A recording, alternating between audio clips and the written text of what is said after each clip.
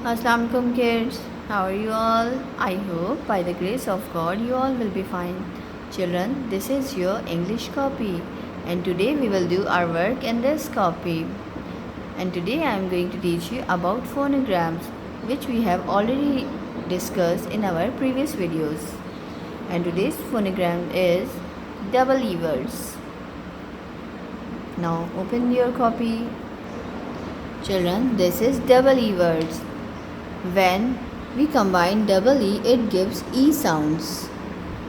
Children, on the top of the page, you will write the heading of double E words. Then let's start the double E words. Here is some double E words. Number 1 is P-double-E-L, peel. M-double-E-T, meat. T-R-double-E, tree.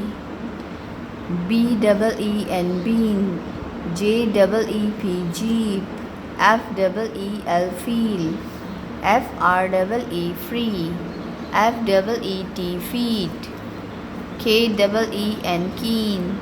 S-double-E-N, seen. I hope children you will understand about double E words and you will write this page at home in your copy at home with the guidance of your parents. Thank you, take care and Allah Hafiz.